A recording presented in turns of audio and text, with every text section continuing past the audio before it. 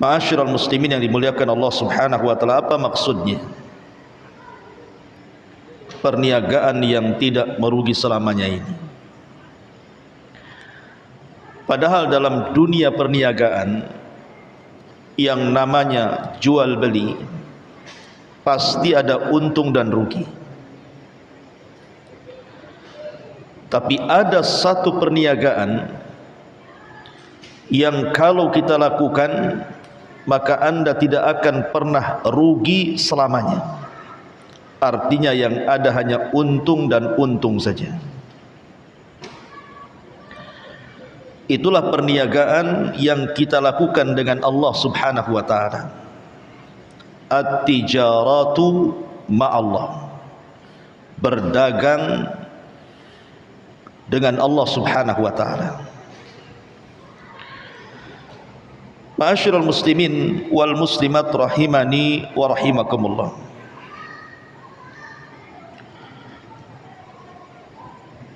Para ulama mengatakan bahwa apabila seseorang berniaga atau berdagang dengan Allah Subhanahu wa taala, maka dipastikan kita akan mendapatkan untung yang berlipat ganda. Dan itu disebutkan dalam ayat Al-Quran surah Al-Baqarah ayat 245. Man dalladhi yuqridullaha qardan hasana fayudha'ifahu lahu ad'afan katsira. Maka siapapun yang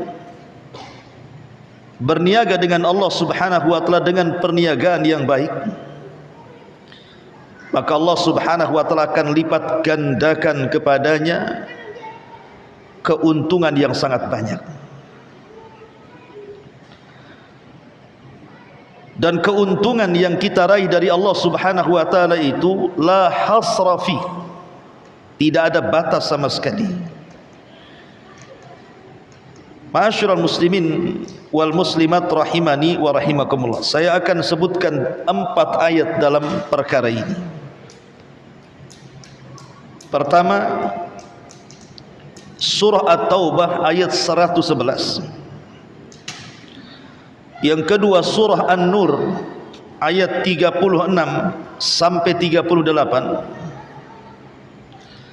Yang ketiga, surah Shaf ayat 10 sampai 11. Dan yang terakhir, surah Al-Fatir ayat 29 sampai 30.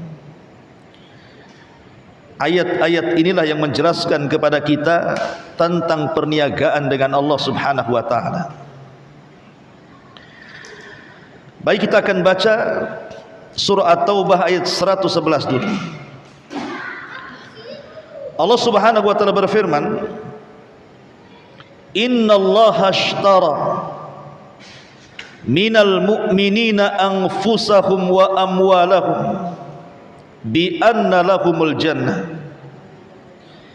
yuqatiluna fi sabilillah fayaqtuluna wa yuqtalun wa'dan alaihi haqqan fit taurati wal injili wal qur'an wa man awfa bi ahdihi minallah fastabshiru bi bai'ikumul ladzi bay'tum bih wa dzalika huwal fawzul 'adzim. Sesungguhnya Allah Subhanahu wa taala telah membeli dari orang-orang yang beriman baik diri mereka ataupun harta-harta mereka dengan memberikan sorga untuk mereka. Mereka berperang di jalan Allah sehingga mereka membunuh atau terbunuh sebagai janji yang benar dari Allah yang telah terdapat dalam Taurat, Injil dan Quran.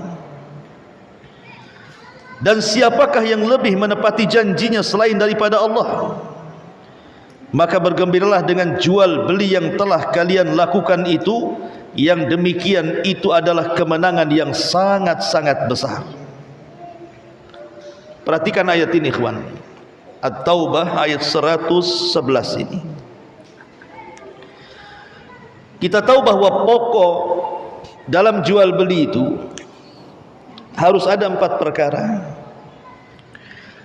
Pertama, harus ada yang menjual. Yang kedua, harus ada yang membeli. Yang ketiga, harus ada barang yang dijual belikan. Dan yang keempat, harus ada harga saat membeli. Inilah pokok jual beli namanya. Lah dalam ayat ini Allah Subhanahu wa taala diperankan sebagai pembeli. Siapa penjualnya? Orang-orang yang beriman. Lalu apa barang dagangannya? Diri-diri orang-orang yang beriman dan harta-harta orang yang beriman. Lalu apa harganya? Harganya adalah surga. Subhanallah. Makanya Allah mengatakan di sini, innallaha ashtara, sesungguhnya Allah telah membeli. Berarti posisi Allah di sini sebagai pembeli. Siapa penjualnya? Minal mu'minin, dari orang-orang yang beriman. Lalu apa yang dijual? Anfusahum wa amwalahum, diri-diri mereka dan harta-harta mereka. Lalu apa harga yang Allah berikan kepada kita? Bi anna lahumul jannah, bahwa mereka akan dihargai surga. Lihat bagaimana jual beli dengan Allah Subhanahu wa taala adalah jual beli yang tidak pernah ada ruginya. Yang mengherankan dari ayat ini, ikhwan, kita tahu bahwa harta kita dan badan kita ini milik siapa? Milik Allah. Badan saya, badan antum, harta saya, harta antum, atau harta semua manusia itu milik Allah. Tetapi Allah Subhanahu wa taala tetap membeli yang merupakan miliknya. Ini kan luar biasa, ikhwan.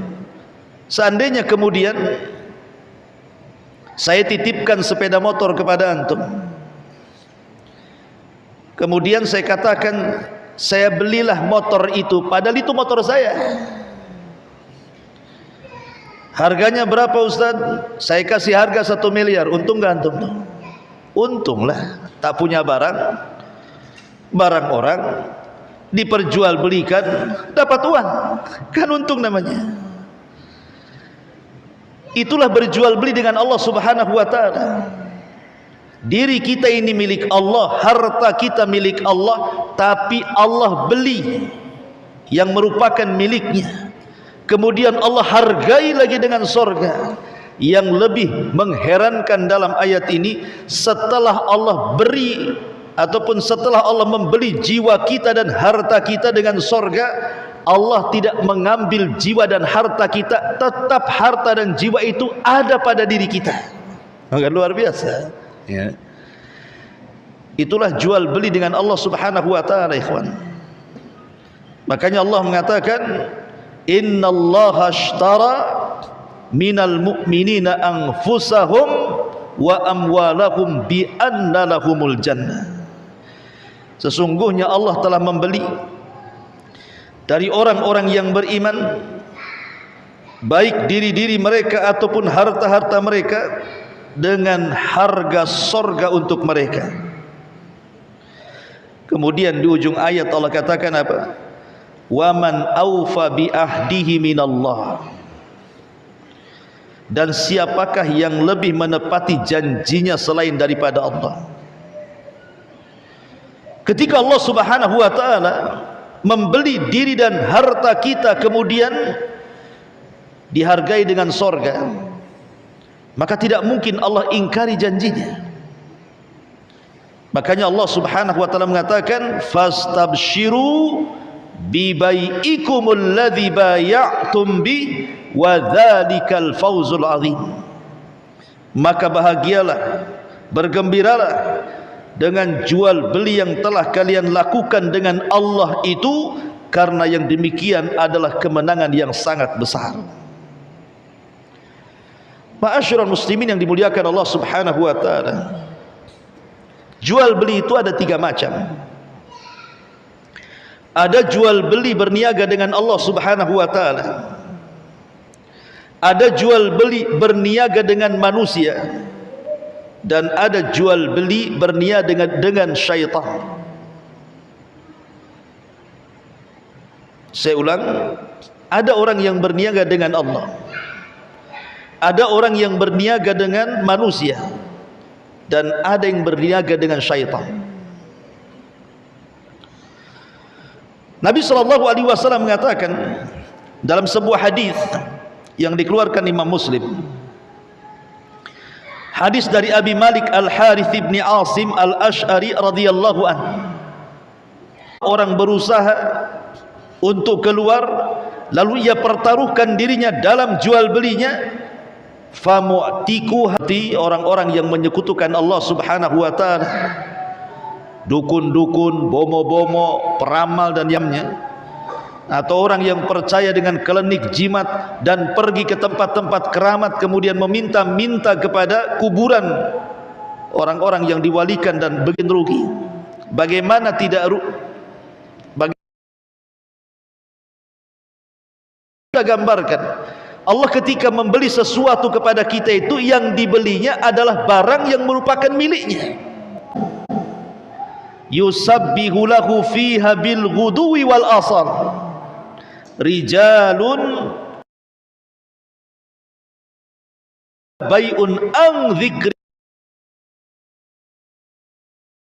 ita'iz zakati yakhafuna yawman tataqallabu yaziyahumullahu ahsana ma amilu wa yazidahum min fadlihi wallahu yarzuqu may yasha bighairi hisab. Dalam ayat ini Allah Subhanahu wa taala berfirman, bertasbihlah kepada Allah di masjid-masjid di waktu pagi dan waktu petang hari. Kemudian Allah mengatakan rijalun, ada beberapa orang yang tidak pernah dilalaikan oleh perniagaan mereka dan tidak pula oleh jual beli mereka dari mengingat Allah Subhanahu wa taala, dan dari mendirikan salat, dan dari membayar zakat, dan mereka takut kepada satu hari di mana hari itu bergetarlah hati dan penglihatan manusia menjadi goncang. Mereka mengerjakan yang demikian itu supaya Allah memberikan balasan kepada mereka dengan balasan yang lebih baik dari apa yang telah mereka kerjakan, dan supaya Allah menambah karunia-Nya kepada mereka, dan Allah akan memberikan rizki kepada siapapun yang dikehendakinya tanpa batas. Perhatikan ayat ini. Allah Subhanahu wa taala mengatakan bahwa di sana ada manusia-manusia yang tidak pernah dilalaikan oleh perniagaan, tidak pula oleh jual belinya, dari mengingat Allah, salat, dan juga membayar zakat. Al-Imam Ibn Utsaimin ketika memberikan catatan kepada ayat ini, beliau mengatakan an-nasu yanqasimuna ila thalathati aqsamin fi mas'alati tijarati wadh-dhikri. Manusia, kata beliau, itu terbagi menjadi 3 kelompok dalam permasalahan jual beli dan juga zikir. Kata beliau, al-qismul awal, kelompok yang pertama, man yuqaddimu tijarata ala dzikri wa hadha khasirun liqaulihi ta'ala ya ayyuhalladzina amanu la tulhikum amwalukum wala auladukum an dzikrillah wa man yaf'al dzalika faulaika humul khasirun. Kelompok yang pertama adalah orang-orang yang mendahulukan jual beli dan berniaga dibandingkan dia mengingat Allah Subhanahu wa taala. Maka dipastikan jual beli yang seperti ini rugi. Kata beliau, ada orang yang jual beli, berniaga, di pasar dan di manapun berada, tapi mereka hanya fokus jual beli saja, tidak peduli dengan Allah Subhanahu wa taala. Maka jual beli yang seperti ini, kata Syekh Utsaimin, dipastikan akan rugi. Kenapa rugi? Bukankah terkadang banyak orang yang tidak salat tapi mereka untung banyak ketika berjual beli? Bukankah banyak orang-orang yang tidak pernah membaca Al-Quran tapi mereka punya kekayaan dari bisnisnya? Rugi dari mana? Itu kan untung. Kita lihatlah orang-orang di pasar itu, ataupun para pembisnis besar, terkadang mereka tidak pernah melaksanakan kewajiban mereka kepada Allah kan, tapi mereka bisa kaya. Rugi dari mana pertanyaannya? Maka kita jawab bahwa kenapa Syekh Utsaimin mengatakan mereka orang-orang yang rugi? Karena keuntungan di dunia itu seberapa banyak pun tetap yang namanya dunia itu pasti fana, pasti akan lenyap. Boleh jadi dunia yang meninggalkan kita atau kita yang meninggalkan dunia. Maksudnya dunia yang meninggalkan kita, boleh jadi mungkin datang bencana, entah tsunami, entah banjir, entah gempa, akhirnya meluluhlantakkan semua kekayaannya. Dunia bisa saja dalam sekejap meninggalkan kita. Atau boleh juga kita yang meninggalkan dunia. Kita sudah kaya raya, tiba-tiba kita mati. Apakah harta itu kemudian dibawa? Tidak. Itulah kita meninggalkan dunia. Makanya seberapa banyak keuntungan pun kalau jual beli itu tidak didasari dan lebih mendahulukan jual beli dibandingkan zikrullah, mengingat Allah Subhanahu wa taala, melaksanakan salat dan begitu seterusnya, maka itu rugi. Karena zikir, salat dan ibadah-ibadah yang lainnya itu sesuatu yang akan tetap ada sampai kepada kematiannya. Bahwa pahala orang yang salat, pahala orang yang berzikir, pahala orang yang zakat, pahala orang yang beribadah itu akan senantiasa ada walaupun kita meninggal dunia. Tapi dunia itu fana, pasti juga akan meninggalkan kita atau kita meninggalkan dunia. Makanya kata beliau, kelompok yang pertama adalah kelompok yang mendahulukan jual beli dibandingkan mengingat Allah. Datang azan, tetap saja dia jual beli, tidak peduli dengan azan. Keuntungan sudah banyak, waktunya zakat haul dan nisabnya sudah sampai, tak mau pula dia zakat. Dan begitu seterusnya. Makanya Allah mengatakan, wahai orang-orang yang beriman, janganlah melalaikan kalian harta kalian, anak kalian dari mengingat Allah. Barang siapa yang melakukan perkara itu, maka dia termasuk orang rugi. Ini kelompok yang pertama. Kelompok yang kedua, mallatul hihi tijaratu walal amwalu an dzikrillah fahadha rabihun walam yafuthu maluhu walam yafuthu dzikrullahi ata lihadha binasibihi walihadha binasibihi. Kata Syekh Utsaimin, kelompok yang kedua adalah orang-orang yang perniagaannya dan hartanya tidak melalaikan dari zikir kepada Allah. Waktunya datang solat, solat, dia tutup tokonya. Waktunya bayar zakat, dia bayar zakat. Waktunya dia belajar, dia belajar. Dia tidak mau mengganggu ibadah perniagaannya kepada manusia dengan perniagaannya kepada Allah Subhanahu wa taala. Dia seimbangkan tuh. Ya tetap bekerja, tapi tetap juga melaksanakan kewajiban ia kepada Allah Subhanahu wa taala. Maka orang seperti ini mendapatkan dua-duanya. Ya untung di dunia, untung di akhirat katanya. Tetapi yang lebih hebat lagi, kata Syekh Utsaimin, adalah yang ketiga. Dan dia adalah a'la min hadza. Kelompok yang paling tinggi dari yang pertama dan yang kedua, jadikan perniagaannya itu bagian daripada zikir kepada Allah. Dengan cara apa?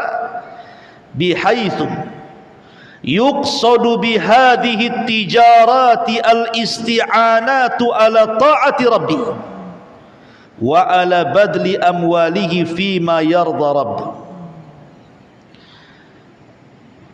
Yang ia maksudkan dengan jual belinya, dia jadikan perniagaan dan jual belinya dalam rangka meminta pertolongan kepada Allah untuk mentaati Rabbnya, dan harta yang dikeluarkannya betul-betul dikeluarkan karena sesuai dengan keridhaan Rabbnya. Jadi niat jual beli dia itu memang karena Allah Subhanahu wa ta'ala. Seluruh keuntungan yang ia dapat itu diberikan kepada Allah. Dia hanya mengambil sedikit hanya untuk menopang kehidupannya saja. Setiap dapat untung, maka keuntungannya untuk membantu fuqara wal masakin, untuk membantu tempat-tempat ibadah, untuk membantu tempat-tempat dakwah dan sarana-sarananya, dan begitu seterusnya. Dan ini paling tinggi yang seperti ini. Jadi niat jual belinya itu memang keuntungannya 100% diberikan kepada Allah Subhanahu wa ta'ala. Dan itulah yang dilakukan para sahabat Nabi. Dan itu pula contoh dari Nabi SAW, orang yang tidak pernah takut kefakiran selamanya, selama itu di jalan Allah Subhanahu wa ta'ala. Ini ayat yang kedua. Kemudian ayat yang ketiga, surah As-Saff ayat 10 sampai 11. Allah Subhanahu wa ta'ala mengatakan, ya ayyuhalladzina amanu hal adullukum ala tijaratin tunjikum min adzabin alim. Tu'minun lan tabur, jual beli yang tidak akan pernah rugi selamanya. Pertama, beriman kepada Allah dan Rasulnya, dan yang kedua berjihad di jalan Allah Subhanahu wa ta'ala dengan harta dan jiwanya. Adapun iman itu adalah sebab kebahagiaan dunia akhirat, ikhwan. Orang-orang yang beriman, iman itu bisa mendatangkan kebahagiaan. Tapi sebaliknya orang-orang yang kufur itu akan mendapatkan kesempitan dunia mereka dan akhirat mereka. Karena iman itulah yang melapangkan dada manusia. Antum kalau beriman kepada Allah Subhanahu wa ta'ala, akan tumbuh dari keimanan ini sifat tawakal, hanya menggantungkan diri kepada Allah. Akan tumbuh dari sifat iman ini al-khawfu minallah, hanya takut kepada Allah, hanya mengharap kepada Allah, hanya meminta pertolongan kepada Allah, dan begitu seterusnya. Jadi kalau iman itu sudah menghujam dalam dada manusia, dipastikan dadanya akan luas dan tidak akan sempit. Dengan itulah datang kebahagiaan. Contoh, ada orang susah, mungkin dia susah ekonomi, mungkin diuji oleh Allah Subhanahu wa ta'ala ekonominya, dipecat dari perusahaannya, atau diuji dengan kesehatannya, akhirnya badannya penuh dengan penyakit, bahkan boleh jadi penyakitnya parah, bahkan sampai terduduk dan tidak bisa jalan. Kalau orang-orang yang diuji ini tidak ada iman dalam hatinya, ikhwan, bisa saja mereka putus asa. Betapa banyak orang-orang yang sakit parah karena merepotkan orang yang merawatnya, belakangan akhirnya jadi putus asa tuh. Sehingga sebagian mereka berangan-angan ingin mati daripada hidup, karena merasa merugikan orang, kan gitu. Tapi kalau orang punya iman, dia tahu bahwa ujian itu datang dari Allah Subhanahu wa ta'ala. Terkadang Allah itu ingin mengangkat derajat kita, atau terkadang Allah Subhanahu wa ta'ala ingin menghapuskan dosa-dosa kita tanpa harus beramal, atau terkadang Allah Subhanahu wa ta'ala sedang menegur kita, mungkin kita lalai sehingga harus ditegur oleh Allah Subhanahu wa ta'ala. Lah kalau kita paham dengan ujian-ujian seperti ini, dengan keimanan yang ada dalam dada kita, saya yakin setiap orang yang diuji itu tidak mungkin putus asa, karena imanlah yang menggerakkannya. Dan iman kalau sudah bersarang di dada manusia, maka iman itulah yang akan menggerakkan seluruh anggota badan manusia untuk beramal saleh. Iman yang menggerakkan, ikhwan. Makanya dalam Quran itu, kalau Allah Subhanahu wa ta'ala menyebut amal soleh, mesti didahului dengan kalimat iman. innal ladzina amanu wa amilu salihah. Pasti iman dulu baru amal saleh. Karena tidak mungkin orang itu bergerak untuk melakukan amal saleh kalau tidak ada dorongan iman. Jadi iman itulah yang mendorong seseorang, akhirnya dia salat, akhirnya dia ngaji, akhirnya dia baca Quran, akhirnya dia berzikir. Iman itulah yang menggerakkan semuanya. Bahkan terkadang ujian yang berat dengan iman yang kuat itu tidak akan terasa. Bilal ibn Rabah radhiyallahu anhu, ketika ditanya di zaman Khalifah Umar bin Khattab radhiyallahu anhu, Umar mengumpulkan sahabat-sahabat yang pernah disiksa oleh orang-orang Quraisy, kemudian mengenang bagaimana siksaan orang Quraisy di zaman kehidupan Nabi sallallahu alaihi wasallam. Maka ceritalah sahabat ini bahwa aku pernah dibeginikan, dibegitukan oleh orang-orang Quraisy dulu. Kemudian yang satunya bercerita, aku pun sama ini dan itu. Tiba-tiba giliran Bilal ibn Rabah bicara. Kemudian ada orang yang takjub dengan Bilal dan mengatakan, ya Bilal, tidak ada manusia disiksa lebih berat daripada siksaan orang Quraisy terhadap dirimu.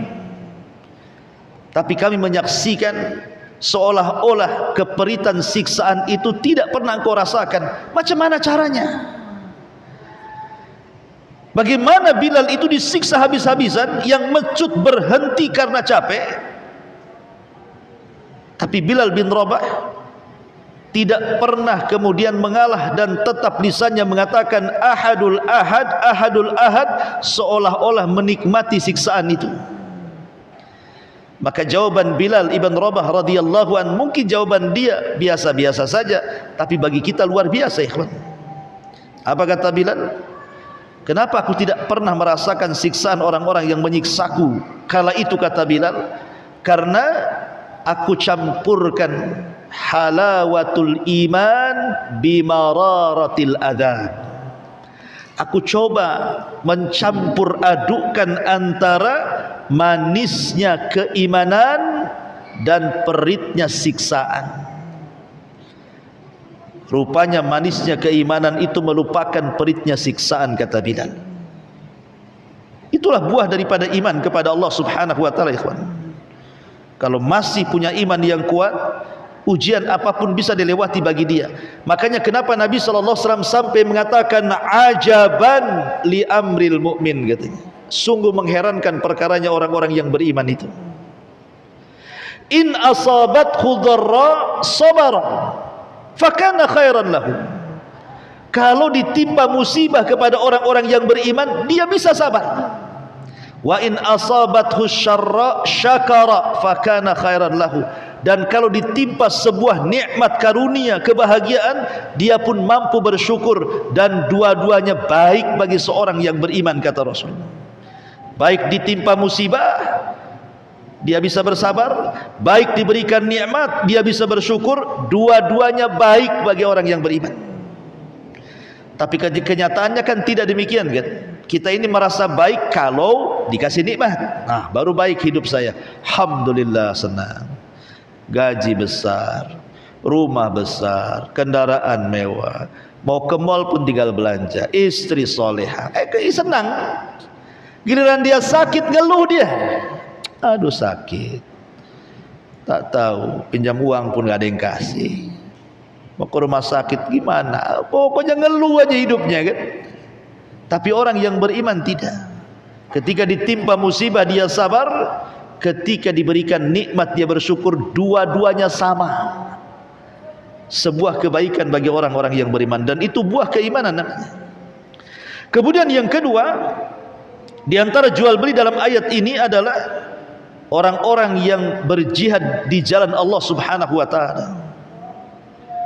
Kemudian mereka pun berperang dan mati syahid.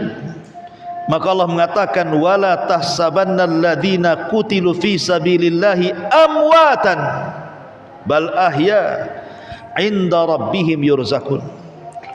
Jangan kalian mengira bahwa orang-orang yang gugur di jalan Allah itu mati. Tidak, mereka tidak mati. Mereka hidup dan mereka mendapatkan rizki di sisi Rabbnya. Ma'asyiral muslimin yang dimuliakan Allah subhanahu wa ta'ala, ada sebuah hadis yang luar biasa. Kata Nabi sallallahu alaihi wasallam, "Ma min ahadin yadkhulul jannah yuhibbu an yarji'a ila dunya wa anna lahu ma 'alal ardi min syai'in ghaira syahid fa innahu yatamanna an yarji'a fayaktulu asyara marratin atau fayuktalu asyara marratin lima yara minal karamati." Kata Rasul, tidak ada seorang pun yang telah masuk ke dalam sorga tiba-tiba dia ingin kembali ke dunia. Itu mustahil, ikhwan. Orang kalau masuk sorga tidak mungkin mau keluar. Bagaimana mau keluar orang sudah masuk ke dalam sorga? Kenikmatannya tidak bisa dilihat mata, didengar telinga, terlintas di hati atau di pikiran manusia saja tidak bisa. Cemana mau keluar? Tapi masalahnya, karena kita dilahirkan di dunia, makanya ketika diceritakan sorga itu kadang-kadang masih berpikir bahwa sorga itu dongeng belaka. Coba kalau kita lahir di sorga, tidak mungkin kita ke dunia. Tapi kata Nabi SAW, ada orang yang sudah masuk sorga pengen ke dunia katanya. Siapa orang ini? Mereka lah orang-orang yang mati syahid. Mereka ingin ke dunia. Yatamanna an yarji'a, mereka berangan-angan ingin kembali ke dunia. Fayuktalu asyra marrat, biar mereka dibunuh 10 kali. Lima yara minal karamah, karena melihat kemuliaan yang diberikan kepada orang-orang yang mati syahid. Makanya mereka ingin balik lagi. Ingat kisah yang pernah saya kisahkan tentang kisah Abdullah ibn Haram. Abdullah ibn Haram ini adalah ayahanda daripada Jabir bin Abdullah radhiyallahu anhu, seorang perawi hadis, sahabat yang banyak meriwayatkan hadis Nabi sallallahu alaihi wasallam. Dari 7 sahabat yang masyhur, Abu Hurairah, Anas ibn Malik, Abu Sa'id Al-Khudri, Aisyah Ummul Mukminin, banyak lah. Salah satunya Jabir yang paling banyak meriwayatkan hadis kepada kita tuh. Dia punya ayahanda namanya Jabir Abdullah ibn Haram. Abdullah ibn Haram ini sudah tua dan cacat, dan sudah tidak punya tenaga lagi, namanya sudah tua sekali. Tapi keinginan jihadnya kuat, karena dia merasa di perang Badar dia tidak ikut, masa di perang Uhud aku tidak ikut juga, aku harus ikut dalam peperangan ini. Datang dia kepada Rasul, "Rasul, aku daftar jihad." Kata Rasul, "Jangan, kau sudah tua, kau banyak anak, uruslah anak-anak." Maka kata Abdullah ibn Haram, "Oh tidak wahai Rasul, ini urusan sorga, jangan halangi aku terlibat dalam peperangan." Katanya. Mendesak, akhirnya Rasul pun mengizinkan Abdullah ibn Haram yang sudah tua renta, tidak punya tenaga, jalan pun sudah susah, diizinkan Rasul untuk perang. Abdullah ibn Haram ini punya anak namanya Jabir. Jabir ini anak laki-laki satu-satunya, sementara dia punya adik 9 orang, semua perempuan. Jadi terpikirlah oleh Jabir, ini kalau ayahnya meninggal, dialah yang jadi ayah untuk adik-adiknya. Adik-adiknya masih kecil. Datanglah dia kepada Nabi SAW mengatakan, "Ya Rasul, batalkan bapakku. Dia sudah tua, dia sudah uzur. Bukankah orang yang uzur diberikan rukhsah untuk tidak berjihad? Biarkan dia merawat anak-anaknya. Kalau mau, aku yang akan menggantikannya," kata Jabir. Oh, dengar bapaknya. Marah bapaknya. Sini Jabir, katanya. "Laulal jannah la afartuka iya." Kalau bukan urusan sorga, aku siap digantikan dengan posisimu. Ini urusan sorga. Sorry ya, katanya. Nggak bisa. Nggak bisa, urusan sorga itu nggak bisa digantikan. Ya. Ma'asyiral muslimin yang dimuliakan Allah Azza wa Jalla, akhirnya Abdullah ibn Haram ini dia sudah punya firasat bahwa dia adalah orang-orang yang awal-awal mati syahid. Subhanallah, firasatnya kuat. Ketika terjadi perang Uhud, betul dia orang yang pertama mati syahid. Abdullah ibn Haram ini satu di antara 70 syuhada Uhud. Itulah Abdullah bin Haram tuh yang awal-awal mati syahid. Jadi ketika Abdullah ibn Haram ini meninggal, maka Allah Subhanahu wa taala memanggil ruhnya, kemudian berdialog dengan ruhnya. Kemudian Allah katakan, ya abdi tamanna, wahai hambaku berangan-anganlah, bercita-citalah, kira-kira nih engkau sudah mati syahid karenaku, sekarang minta ku beri permintaanmu, kata Allah. Maka Abdullah ibn Haram di alam arwah ini mengatakan ruhnya, ya Rabb, bisa enggak kau kembalikan aku ke dunia, katanya, biar aku bisa berperang kedua kalinya, dan biar aku bisa mati syahid kedua kalinya. Lihat, orang-orang yang mati syahid itu kan masuk surga tanpa hisab, ikhwan. Tapi dia ingin balik lagi ke dunia. Untuk apa? Untuk perang lagi, untuk mati syahid lagi. Karena seluruh kematian itu pasti merasakan sakarat, kecuali orang yang mati syahid, dia sudah mati sebelum mati. Orang yang mati syahid itu tidak akan merasakan saat kematiannya. Ya, nampaknya saja badannya kena nuklir, badannya kena rudal, badannya kena tank, badannya kena senjata-senjata, sehingga boleh jadi mungkin hancur, nampak sadis. Kita lihat coba para syuhada yang ada di Palestina itu, ada yang macam-macam kondisi mereka kan, nampaknya sakit kalau kita merasakan kita di posisi dia kan. Tapi ingat, orang yang mati syahid itu saat kematiannya tidak akan merasakan sakarat, kecuali hanya seperti cubitan tangan saja. Kita dicubit, kayak gitulah itu matinya. Tapi selain orang-orang yang mati syahid, maka mereka akan merasakan sakaratul maut, rasa sakit yang tidak ada yang tahu kecuali Allah Subhanahu wa taala. Kalau dia seorang mukmin, boleh jadi rasa sakit itu akhir daripada pengguguran dosa dia. Tapi kalau dia orang kafir, boleh jadi itu awal daripada azab dia. Ma'asyiral muslimin yang dimuliakan Allah, lihat Abdullah ibn Haram ini ingin balik ke dunia dia. Maka Allah mengatakan, ya mustahil Abdullah, engkau sudah mati dihidupkan kembali. Enggak mungkin, karena itu sudah ketetapan Allah, orang mati tidak mungkin hidup. Dan ini bantahan kepada orang-orang yang mengatakan mereka bisa mengundang ruh-ruhnya orang-orang yang beriman dengan mengundang kodam-kodam, itu apa istilahnya itu? Mana ada, orang sudah mati ya matilah, tidak mungkin balik ke dunia. Abdullah ibn Haram kalau memang bisa balik ke dunia, sudah Allah hidupkan dia. Tapi Allah katakan tidak, orang mati itu takdirnya tidak mungkin hidup lagi. Maka Abdullah ibn Haram mengatakan, kalau begini ya Rabb, ya sudahlah, kalau aku tidak bisa hidup lagi ke dunia, habarkan saja posisiku di hadapanmu kepada Jabir putraku dan kepada orang-orang yang beriman.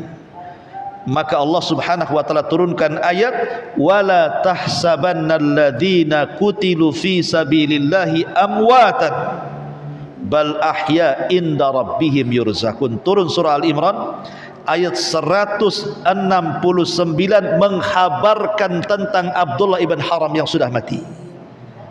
Jangan kalian mengira bahwa orang-orang yang gugur di jalan Allah itu mati. Tidak, mereka tidak mati, mereka hidup, dan di sisi Tuhan mereka sedang menikmati rizki-rizkinya. Ma'asyiral muslimin yang dimuliakan Allah Azza wa Jalla, ini ayat yang ketiga dan ayat yang terakhir. Allah Subhanahu wa taala sebutkan dalam surah Fatir ayat 29 dan 30. Innal ladzina yatluna kitaballah wa aqamus salata wa anfaqu mimma razaqnahum sirran wa alaniyatan yarjuna tijaratan lan tabur liwafiyahum ujurahum wa yazidahum min fadli innahu ghafurun syakur. Sesungguhnya orang-orang yang mereka membaca Al-Quran, satu, kemudian mendirikan solat, dua, kemudian menafkahkan sebagian dari rizki yang kami karuniakan kepada mereka, tiga. Berarti di sini ada tiga amalan: membaca Quran, mendirikan solat, dan menginfakkan sebagian harta yang Allah karuniakan kepadanya. Apa kata Allah? Yarju natijaratan lan tabur. Maka mereka itulah hakikatnya sedang mengharapkan perniagaan yang tidak akan merugi, agar Allah menyempurnakan kepada mereka pahala mereka dan menambah kepada mereka karunia-Nya. Sungguh Allah Maha Pengampun lagi Maha Mensyukuri. Dari surah Fatir ayat 29-30 ini, di sini ada 3 amalan yang merupakan perniagaan kita dengan Allah, dan kalau kita lakukan lan tabur, kata Allah, tidak akan rugi selamanya. Yang pertama, membaca Al-Quran. Membaca Quran itu ikhwan, dalam hadis yang masyhur yang sering antum dengar, baca 1 huruf berapa digaji oleh Allah? 10. Kalau seandainya antum jadi tukang bangunan sajalah, kita ambil yang rendah saja pekerjaannya, digaji 10 kali lipat yang hariannya 200 umpamanya. Antum digaji kerja sama saya gaji 10 kali lipat dari harga umum. Saya kira orang PT keluar menjadi tukang semua tuh. Kalau umpamanya anggaplah 1 hari 200 kalilah 10, 2 juta 1 hari. Sebulan dah banyak tuh dia dapat. Itu kalau tukang bangunan yang gajinya 200 gitu. Kalau seandainya pekerjaan yang lain mungkin yang gajinya 500 dikali lipatkan 10 kali lipat. Siapa yang tidak semangat orang kerja kayak gitu? Tapi orang kerja itu bagaimanapun tetap harus mengeluarkan tenaga dan pikiran mereka. Dan berniaga dengan manusia itu pasti ada lelahnya. Walaupun di balik lelah itu ada gantinya. Tapi kalau kita berniaga dengan Allah itu mudah. Terkadang tidak merasakan kelelahan. Antum baca qul huwallahu ahad lelah antum? Aduh capek sakit pinggang, kenapa? Habis baca qul hu tadi ada ceritanya. Saya baca qul hu langsung sakit pinggang antum. Tapi kalau antum kerja 1 hari, kerja bangunan, wajarlah antum pegang pinggang itu kan. Antum minta urut. Tapi baca qul hu 1 kali enggak mungkin antum lelah itu. Tapi lihat pahalanya. Nabi mengatakan, man qara'a ayatan min kitabillah, man qara'a harfan min kitabillah, falahul hasanatu wal hasanatu bi asyri amsalha, la aqulu alif lam mim harfun walakin alif harfun wal lam harfun wa mim harfun, kata Nabi. Siapa yang membaca 1 huruf saja, maka dia mendapatkan kebaikan yang dilipat gandakan 10 kali lipat kebaikan. Lihat bagaimana amalan ini diganjar oleh Allah Subhanahu wa taala 10 kali lipat. Padahal 1 huruf tu alif, 1 huruf lam, 1 huruf mim, 1 huruf. Kalau surah Al-Ikhlas coba antum hitung berapa hurufnya tuh, kalikan 10. Banyak antum dapat pahala di situ. Itulah perniagaan dengan Allah. Dengan cara yang pertama apa? Baca Quran. Baca Quran ini luar biasa pahala di hadapan Allah Azza wa Jalla, karena akan jadi syafaat bagi kita juga pada hari kiamat. Yang kedua, perniagaan yang tidak akan rugi bersama Allah adalah iqamus salat, mendirikan salat. Kenapa bahasanya mendirikan ya? Wa aqamus salat, mendirikan. Orang yang salat itu banyak, tapi yang mendirikan itu sedikit. Ya. Orang yang sholat kan banyak, di masjid ini, di masjid sana, di musola ini, di musola sana, di mana-mana banyak orang sholat itu. Tapi yang mendirikan sholat itu sedikit. Apa maksud mendirikan di sini? Kata Syekh Shalih Fauzan, maksudnya mendirikan sholat itu orang yang mendatangkan 1 syarat-syaratnya, 2 rukun-rukunnya, 3 wajib-wajibnya, 4 sunnah-sunnahnya.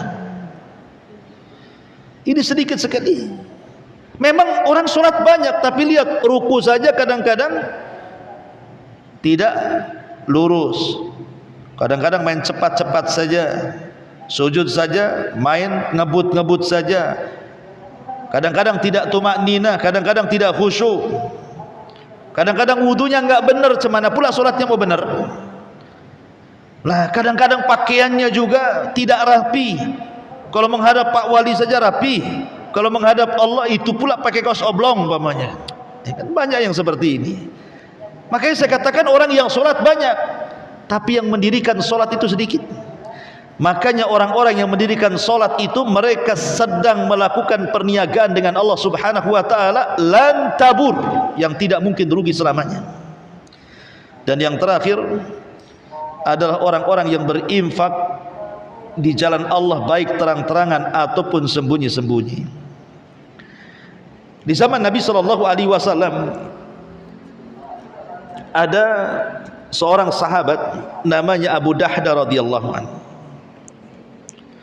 Abu Dahda ini mendengar ada anak yatim yang diusir dari kebun seseorang karena kalah di pengadilan. Jadi ada anak yatim, dia nyerobot tanah bahasanya, kemudian buat rumah-rumahan di situ.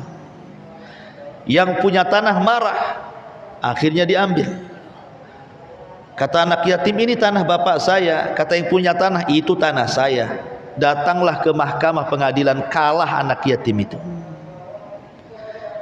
Maka Nabi SAW datang kepada orang yang punya tanah, kasihkan, itu kan cuma sedikit saja untuk dia. Tidak bisa. Kata Rasul, bagaimana kalau seandainya gantinya sorga? Kau kasih tanah ini kepada anak yatim, maka gantinya tanah di sorga. Mau enggak kamu? Tidak mau dia.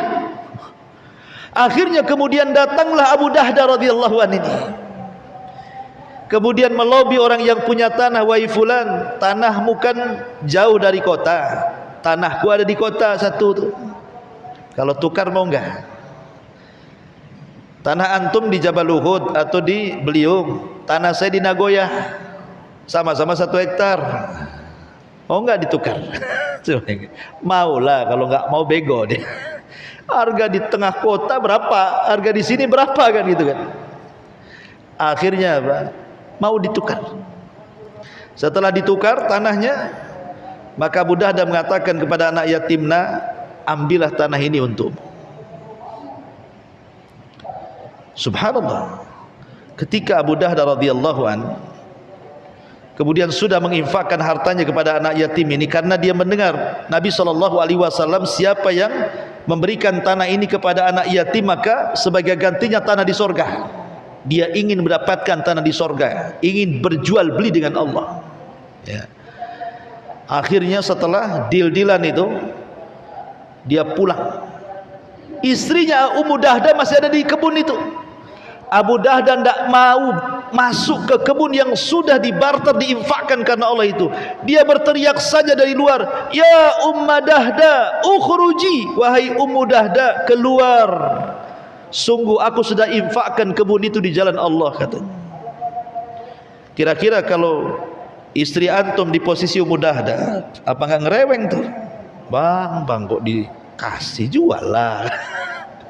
Ngapain abang jual? Mungkin udah ngerengek itu. Karena nggak izin istrinya, main barter aja nggak dapat apa-apa.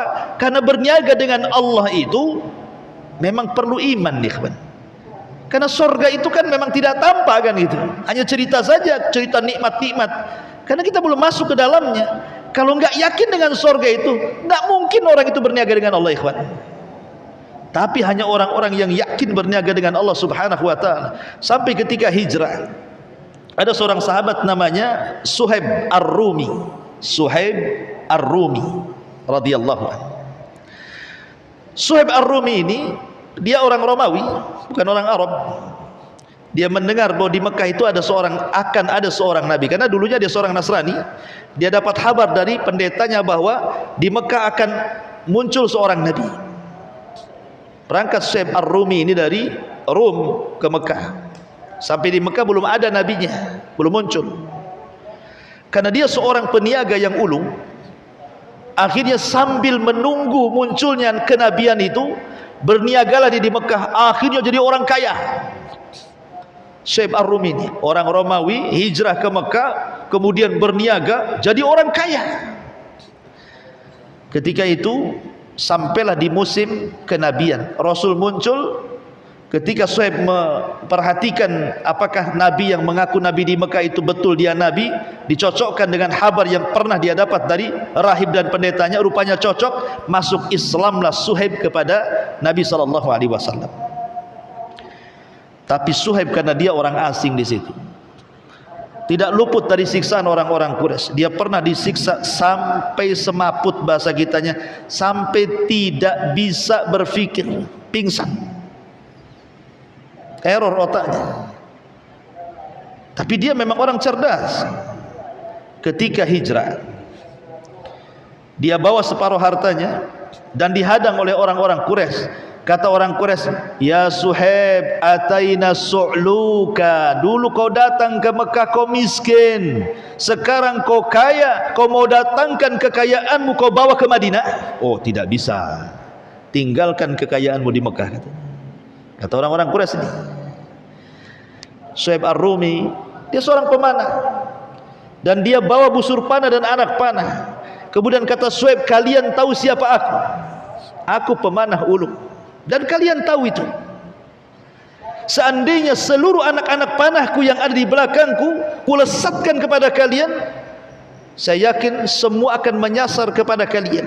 Setelah kalian terkena panahku, terserah kalian mau apakan aku. Tapi aku punya tawaran, begini saja.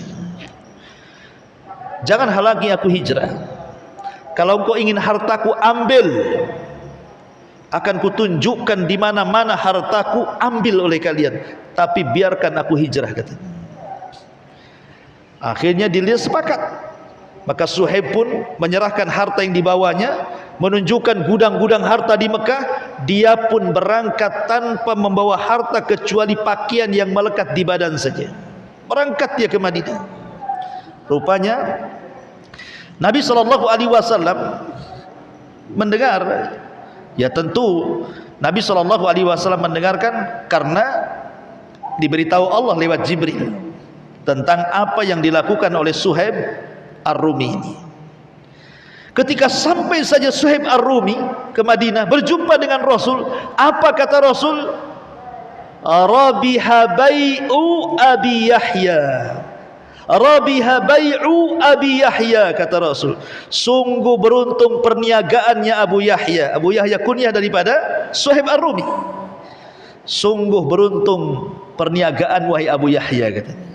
Beruntung apa? Oh, hartanya diambil semuanya orang Quraisy, gak beruntung. Maksud Rasul, karena dia sudah berniaga dengan Allah, bukan dengan manusia. Rabiha bai'u Abi Yahya.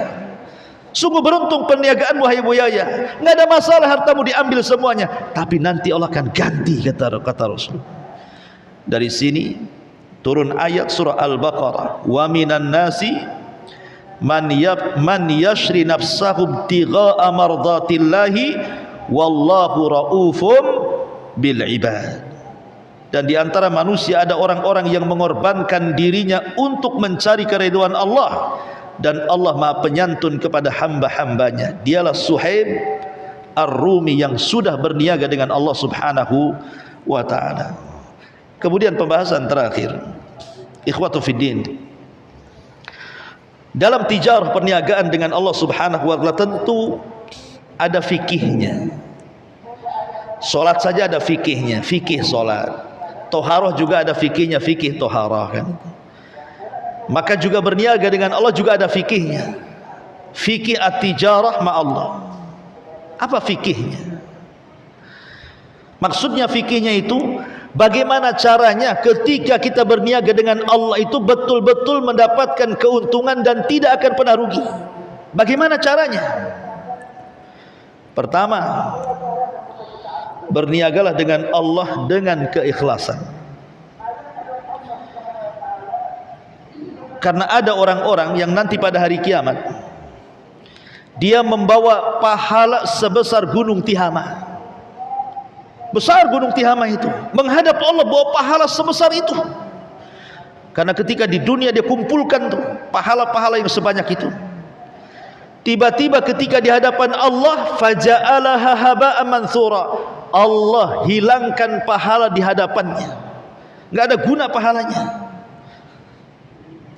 Kenapa Allah Subhanahu wa ta'ala hilangkan pahalanya padahal dia sudah capek-capek mengumpulkan pahala itu?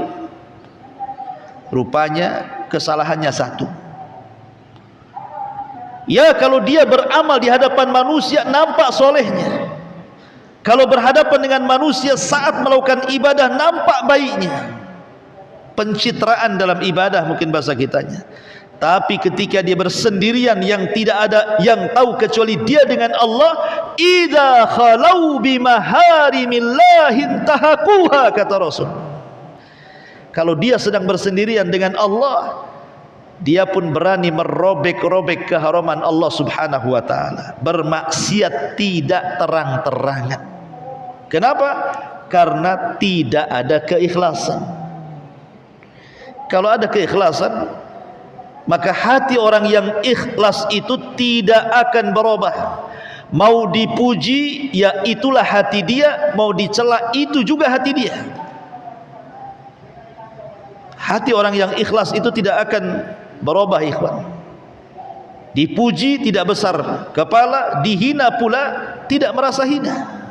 Itulah orang ikhlas, ya. Ini yang pertama. Yang kedua, kalau perniagaan kita dengan Allah ingin untung, maka lakukan dengan niat. Innamal a'malu binniyat. Amal itu ditentukan niatnya, maka beramalah dengan niat. Kemudian yang ketiga, beramalah dengan ittibah, mencontoh Nabi SAW. Sebab kalau kita berniaga dengan Allah Subhanahu wa taala, baik dalam bab ibadah ataupun muamalah, kalau tidak mencontoh Nabi SAW, maka Rasul katakan, man amila amalan laisa alaihi amruna fahuwa rad. Wa fi riwayatin, man ahdatsa fi amrina hadza ma laisa minhu fahuwa rad. Barang siapa yang melakukan amalan dan tidak ada contohnya dari kami, kata Rasul, pasti ditolak amalan itu, tidak akan diterima. Maka syarat berniaga dengan Allah supaya tidak rugi, maka berniagalah dengan cara ittiba, contoh Nabi. Ikhlas, ada niat, mencontoh Nabi, kemudian hindari amalan-amalan dari dosa-dosa yang bisa menggugurkan pahala, seperti riya, menggugurkan pahala, sum'ah, menggugurkan pahala. Bahkan yang lebih dahsyat adalah kesyirikan kepada Allah, syirkul akbar. La in asyrakta la yahbatanna amaluka wa la takunanna minal khasirin. Kalau engkau melakukan kesyirikan, hancur lebur amalan dan engkau termasuk orang yang rugi. Hindari perbuatan maksiat yang bisa menggugurkan perniagaan dengan menghilangkan pahala. Kemudian yang kelima, pandai-pandailah seseorang itu memilih hari-hari dan waktu untuk beribadah kepada Allah Azza wa Jalla. Karena Allah mengatakan, inna li rabbikum fi ayyami dahrikum nafahat. Apa kata Rasul?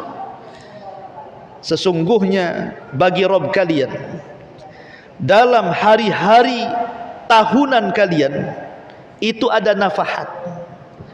Nafahat itu karunia yang sangat-sangat besar yang tidak Allah berikan kecuali di hari-hari tertentu dan di waktu-waktu tertentu. Seperti kalau di bulan Ramadan ada namanya 10 akhir Ramadan. Kalau di bulan Dzulhijjah ada namanya 10 awal bulan Dzulhijjah. Kalau di bulan Muharram ada namanya 10 awal bulan Muharram. Kalau dalam satu hari itu ada namanya sepertiga malam akhir. Kalau dalam sholat itu ada namanya sujud. Itu kan waktu-waktu yang luar biasa tuh, yang tidak ada pada waktu-waktu yang lainnya. Pandai-pandailah dalam beribadah itu, mencari-cari hari-hari, mencari waktu-waktu yang di situ karunia Allah turun di situ. Artinya kalau kita mendapatkan satu hari saja contoh Lailatul Qadar, seolah-olah kita beribadah 1000 bulan kan, 83 tahun 6 bulan kurang lebih. Maka carilah nafahat, ya, karunia-karunia Allah Subhanahu wa taala. Dan yang terakhir tentu berdoa kepada Allah Azza wa Jalla agar Allah Subhanahu wa taala menerima setiap perniagaan kita dengan Allah Subhanahu wa taala. Sebagaimana lihat Ibrahim yang menyuruh membangun Ka'bah Allah, maka Ibrahim pun membangun Ka'bah. Setelah Ibrahim membangun Ka'bah sesuai dengan kehendak Allah, Ibrahim masih takut kalau seandainya amalannya tidak diterima. Ibrahim pun berdoa, Allahumma taqabbal minna, ya Allah terimalah amalan kami. Padahal Allah yang nyuruh bangun Ka'bah, dan dia sudah membangun sesuai dengan kehendak Allah, pasti Allah terima. Tapi Ibrahim masih takut kalau tidak diterima. Kalau Ibrahim saja takut amalan dia tidak diterima, apalagi kita. Maka teruslah berdoa kepada Allah supaya perniagaan kita diterima dan mendapatkan untung lantabur yang tidak akan rugi selamanya. Wallahu a'lam bishawab. Inilah di antara pembahasan kita at-tijaratu ma'allah. Subhanakallahumma bihamdika asyhadu an la ilaha illa anta astaghfiruka wa atubu ilaik. Allahu ta'ala alam. Assalamualaikum warahmatullahi wabarakatuh.